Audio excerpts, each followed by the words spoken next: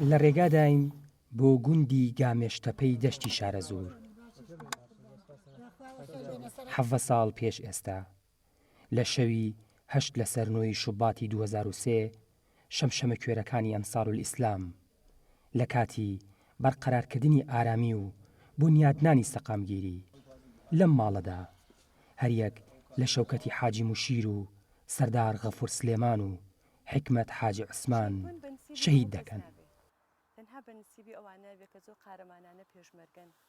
لەگەڵ هاوسەرەکەی شەهید سەردار غەفور قسە دەکەم. باس لەو شەوە دەکات کە هەواڵی شەهیدبوونی هاوسەرەکەی پێدەگات کە چۆن بێڕەحمانە تیرۆریستانی ئەنسارول ئیسلام شەهیدیان کرد. بداخەوە کە ئەم خانووە ئەوەیە کە شەهید سەرداری تیا شەهید بووە، ئەو حەدەسە کە ڕوویە بۆ سبەینێ ڕۆژی عارفە بوو، عارفەی ڕۆژی جژنی قوربان. وا بڕیار بوو کە شەهید سەردار بێتەوە وەک هەموو خەڵکێک بچین بۆ بازارکردن و بۆ جێژن خۆمان ئامادەکەین. هەچەند تا ئێستا دوای ئەوە من جێژنم نەکردووە. شەهید سەردار کەساتێکی زۆر کۆمەڵایەتی بوو، کەسێکی زۆر ڕۆشنبیر. کارەکانی سەردار بۆ بەرقەرارکردنی ئاشتی و دیموکراسی بوو بۆ هەر چوار پارچەی کوردستان. هەموو خۆن و ئاواتەکانی سەردار بۆ ئەوە بوو کە ڕۆژێک کوردستان سەربەخۆ بێت و ئاڵای خۆمان بەشەکاوی ببینی. منی جادۆرەی باوکم بەبیر نایەت، بەڵام هەمیشەوە هەستم کردووە و قەڵایەک لە پشتی من ڕاوەساوە. ناوەکەی باوکم بۆ من و خێزانەکەم لەگەڵ کەسوکاریە هەموو شتێکە جێگەی شانازیە.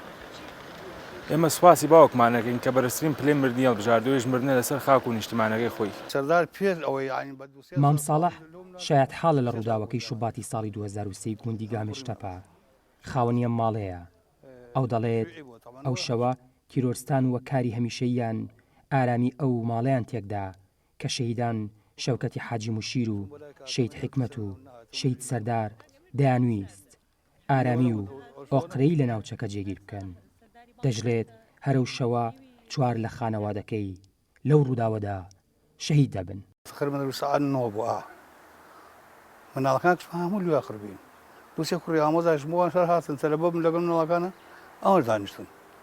ئێچن ناکاکە بوو بە جەهانم ماڵ. کاکشەوە شەهید بوو نەکانی ئەمەی لە پاڵی خۆما ئەوان شەهید بوون. خۆشم ڕانشکە توانان نەبوو. سێ و چوار کوڕی لای خۆمان هەروازم کوڕەکان لە خەیاڵ مکەن. یەکیان کوڕی کاگە ڕەشوشیان کوڕی کاکوایەخ و لەگەڵ کاقارە بەڕەحمە نەماوە. بەخەمی تۆ من جوانم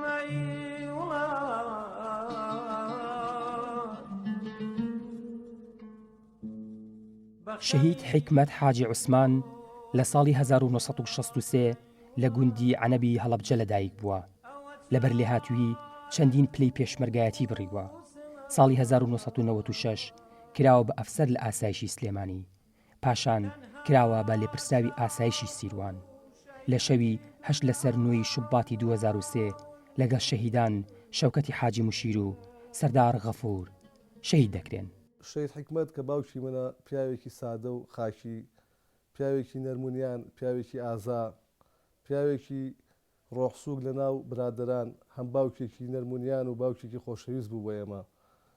شەهید حکمەت قوتابخانە بوو بۆ ئێمە. ئێمە هەمومان لە شەهید حکمەتەوە فێری کوردایەتی بوون، فێری ئەوە بوون چۆن دوای شەهیدبوونی باوکمان ئەم مەدرسەیە ئەم قوتابخانەیە ڕێبازەکەی بەرنەدەین.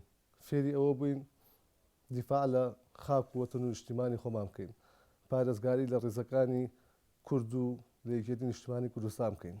لە 76 و 77 شەهید حەیدەر دەچێتە دەرەوە، لە 81 شەهید دەکرێت. دوای ئەوە باوکم دەچێتە دەرەوە لە 79 بەردەوامە بن. شەهید ئەنوەر بە دوایە چێتە دەرەوە. شەهید ئەنوەر بەڕێوەبەری ئاسایشی شارە زۆر بوو کاتە شەهید کرا، تیرۆریستان شەهیدیان کرد. باوکیشم عینیش کە لەگەڵ کاک شەوکەت و کاک سەردارە بێ لە گوندی گامێشتەپە بۆ کردەوە تیرۆریستیەوان شەهید کران.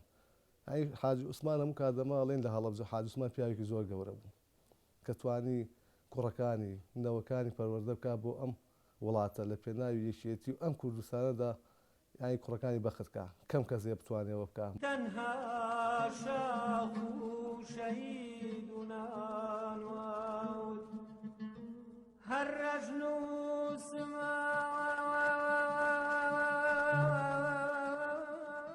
سەردار غەفور سلێمان ساڵی 1961 لە زەڕایەنی ناوچەی شارەزوور لەدایک دەبێت. پلەکانی پێشمەرگایەتی زۆر بەباشی دەبڕێت.